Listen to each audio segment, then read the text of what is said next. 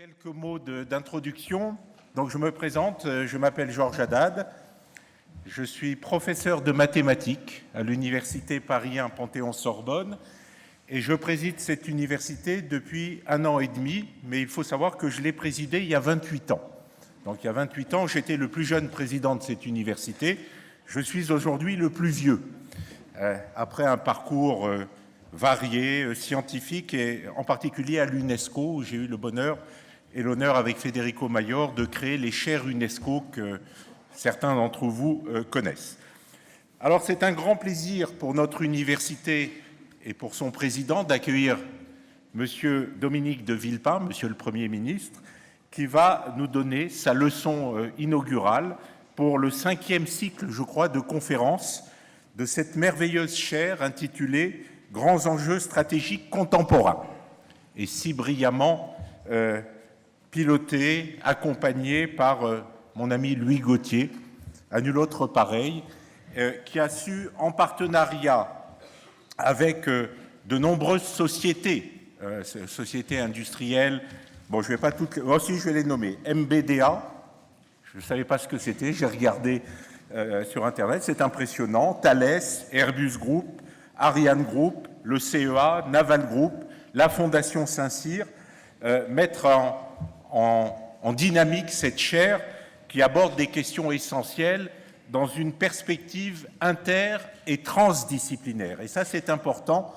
Paris 1 Panthéon-Sorbonne, qui est une grande université de formation et de recherche pluridisciplinaire, comprenant de nombreuses UFR de sciences humaines et sociales et des mathématiques, bien sûr, là aussi, s'honore d'avoir des chaires d'un tel niveau, des chaires nationales et internationales abordant les grands enjeux de société. Nous en avons quelques-unes, dont 2 chaires UNESCO que nous avons créées dans le tourisme, tourisme et développement durable, sur le développement durable, et bien d'autres chaires sur les questions de société liées à l'environnement et au développement durable, comme je l'ai dit, ainsi que sur les droits de l'homme. Alors, Monsieur le Premier ministre, vous allez nous éclairer, nous illuminer sur des questions très importantes liées à la Chine, si j'ai bien compris, les enjeux stratégiques et le thème de votre conférence est l'empire du milieu au cœur du monde, stratégie d'influence et affirmation de la puissance mondiale. Donc je vais très vite vous laisser la parole, je pense que Louis Gauthier prendra la parole avant moi, mais je tiens à vous dire combien cette chaire est importante pour moi, mathématicien, parce que j'ai eu la chance d'être l'élève d'un grand mathématicien et économiste, John Nash, je ne sais pas si, qui lui aussi, grand théoricien des jeux, m'avait initié aux stratégies vues par les mathématiciens, collaboration, l'équilibre de Nash, et j'ai beaucoup travaillé aussi sur les outils développés par le fondateur de la théorie des jeux, qui s'appelait John von Neumann, génie à nul autre pareil, qui lui aussi avait abordé et mis les mathématiques au service des grandes questions de stratégie, qu'elles soient militaires, économiques, politiques, bien entendu. Donc je vais vous écouter avec une grande attention, comme toutes celles et ceux qui sont dans ce bel amphithéâtre Richelieu. Merci de votre présence, merci d'honorer Paris 1 Panthéon-Sorbonne de votre présence, et la chaire que pilote... on peut dire piloter, que tu accompagnes, mon ami et complice Louis Gauthier. Merci à vous.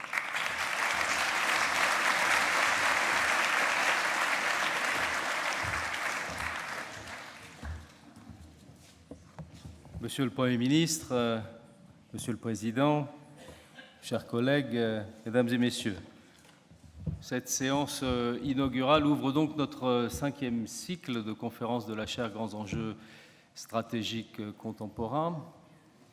On peut rappeler le projet quand il naît en 2014.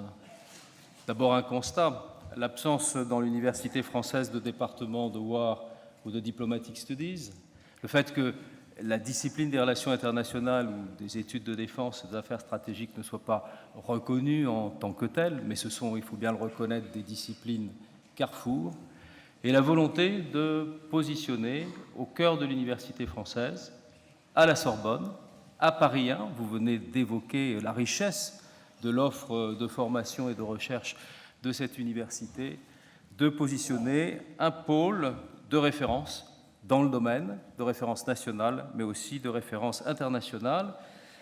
Au départ, un peu la vitrine, mais aussi un élément de valorisation de ce que les différentes UFR d'histoire, de sciences politiques, de droit, de philosophie, d'économie, de géographie peuvent apporter à l'étude de ce domaine. Et je dois dire que, bon, l'affluence ce soir, mais je dirais l'engouement jamais démenti depuis 3 ans à l'ensemble de ces conférences, mais ce que je trouve surtout le plus important aujourd'hui, la définition d'une maquette de Paris 1 mettant en avant toutes les synergies que l'on trouve à travers les différents masters me semble être la meilleure preuve que nous avons fait du chemin et que, voilà, je pense que ce pôle est en voie de bonne constitution et je salue Hervé Drévillon qui aussi au départ avec son Institut de la Défense et de la Paix a contribué à faire naître ces projets. La chaire, vous l'avez dit, continue son travail grâce à l'appui de soutien, vous les avez cités, donc je ne les rappellerai pas, mais au-delà de ce soutien financier de ces entreprises, le CEA, Thales, MBDA, Airbus, on dit toujours qu'on ne cite pas, puis finalement on cite, et la gratitude y incite, Airbus Defence and Space Naval Group, c'est aussi un accueil pour les étudiants de master en stage ou sur des postes qui leur sont offerts ensuite, que ce soit dans des masters purement universitaires qui vont déboucher par la suite sur des travaux de recherche ou de doctorat, mais je vois M. Rodriguez aussi tout l'effort qu'on a fait avec la DGA pour construire des masters professionnels et on souhaite encore aller dans cette voie, notamment avec l'école de guerre.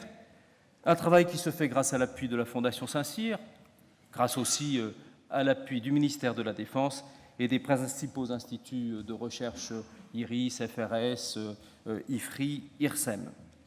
Alors chaque année, il y a un moment où c'est vrai que je me retourne vers cette citation que je vois mal, mais que vous apercevez et qui est au-dessus, au frontispice de cet amphithéâtre, « Pacem summa tenant ». J'ai vu le professeur Pierre Brunel, il pourrait nous aider sans doute à traduire en latin, enfin littéralement, la paix se tient au sommet, ou par le sommet se tient la paix.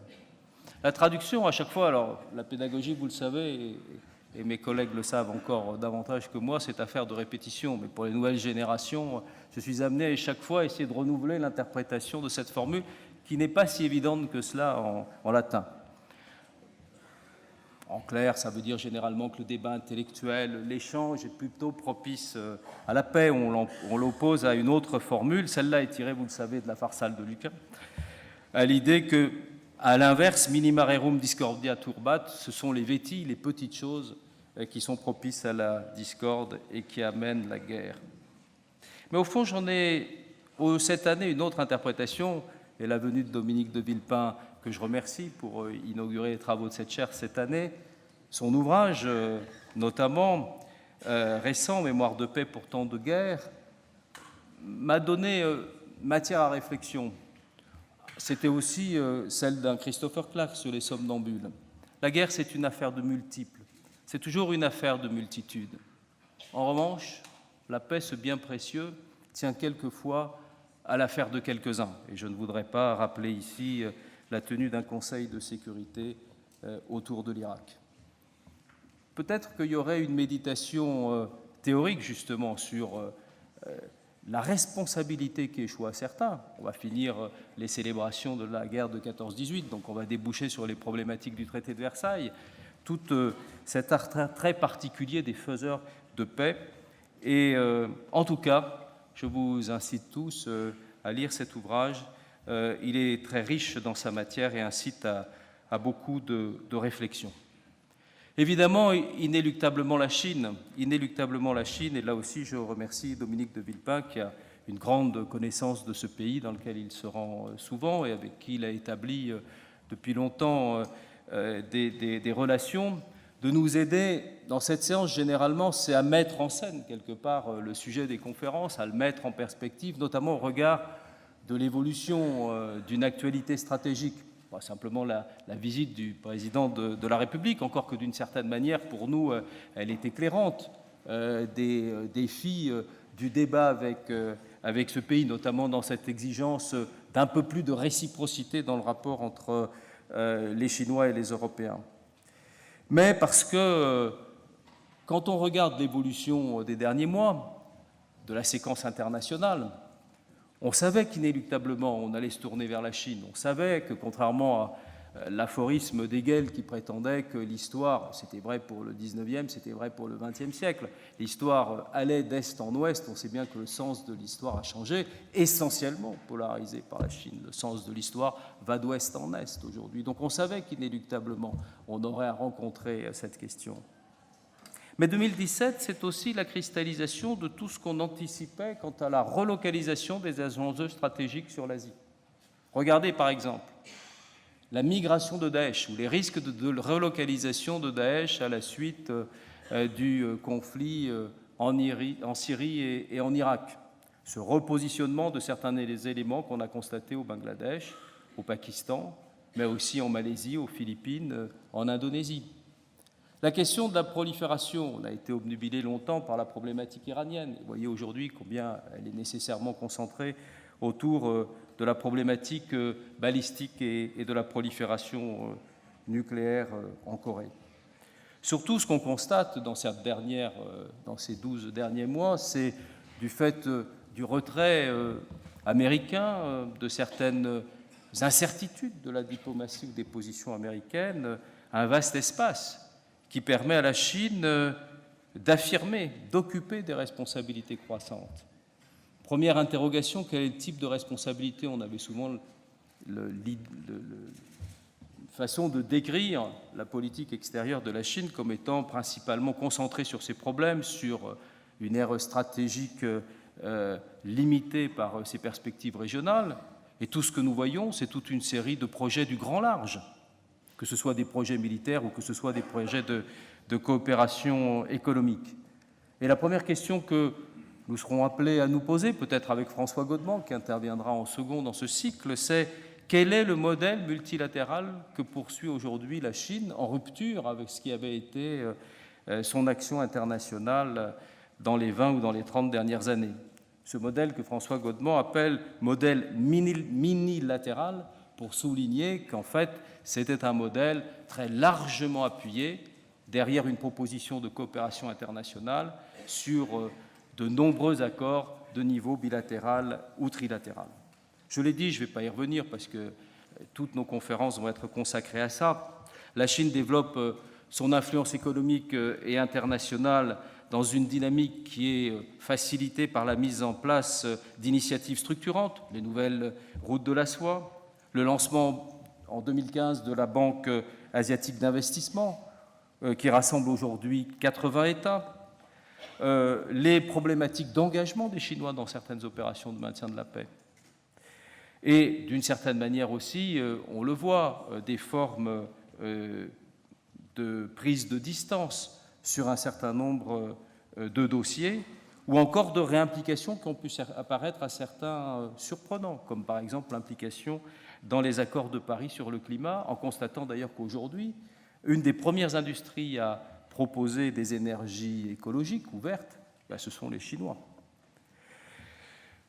Quels seront donc, c'est les enjeux stratégiques, quelles seront donc les perspectives de réflexion qui nous sont offertes au lendemain d'un 19e congrès du Parti communiste chinois qui a renforcé très significativement le rôle du chef de l'État chinois, donc à la fois son emprise en politique intérieure, mais cette politique internationale qu'il a été le premier à décliner d'une certaine manière, contrairement à ce qu'avait été celle suivie par un Deng Xiaoping qui plaidait la modestie de la diplomatie chinoise. On a affaire à une diplomatie d'affirmation aujourd'hui. Elle est d'affirmation politique, elle est aussi d'affirmation militaire, ce qui inquiète un certain nombre de pays de la région. Le comportement de la Chine en mer de Chine méridionale, avec la politique de poldérisation de certains îlots, le développement de ses armées, et en particulier de ses forces de projection navales notamment, pour garantir la sécurité de ses approvisionnements, mais aussi pour bâtir une véritable flotte hauturière. Sur tous ces sujets, un certain nombre de conférenciers ont accepté de venir débattre dans les semaines qui vont suivre. Vous évoquiez la perspective pluridisciplinaire de la chaire. Il faudrait dire aussi que ce que nous avons souhaité, c'est ancrer à Paris une réflexion qui mobilise des chercheurs venant des divers horizons. On avait l'habitude, quand on disait on fait un colloque international, d'inviter les anglo-saxons. Si je fais simple, les Européens, les anglo-saxons. Et ce qui nous a paru essentiel, c'est de faire venir, comme cette année, des chercheurs, des universitaires qui viennent de Corée du Sud, qui viennent du Japon, qui viennent de Chine, qui viennent d'Australie. Évidemment aussi les meilleurs des universités britanniques ou américaines ou françaises. Vous le savez, le principe, c'est toujours de faire débattre des collègues, des professeurs de Paris 1 ou de certains de nos instituts partenaires, avec un certain nombre de grands conférenciers, Han Cheng, François Godement, Ziming Cheng, Chung-Ming Lee, que nous avions déjà accueilli, vous en souvenez, en 2015, Tai-Ming Chung, Alexander Lukin, russe, Ken Jimbo et l'Australien Rory Metcalfe, qui viendra conclure le dernier cycle, la dernière conférence consacrée à la Chine, puisque vous le savez, le cycle se terminera par une réflexion autour de la problématique des défenses antimissiles, du développement des défenses antimissiles, notamment en Asie, et grâce à des débats qui seront notamment menés par Bruno Tertrais, Philippe Herrera et Antoine Bouvier. Monsieur le Premier ministre, je vais vous appeler à venir à cette tribune. Je crois que vous avez accepté volontiers, je vous en remercie. Je vous en remercie surtout pour les étudiants, qui, je crois, voulaient vous demander aussi, mais ils le feront mieux que moi, si vous accepteriez de parrainer leur promotion, de répondre aussi à leurs questions. Je vous remercie.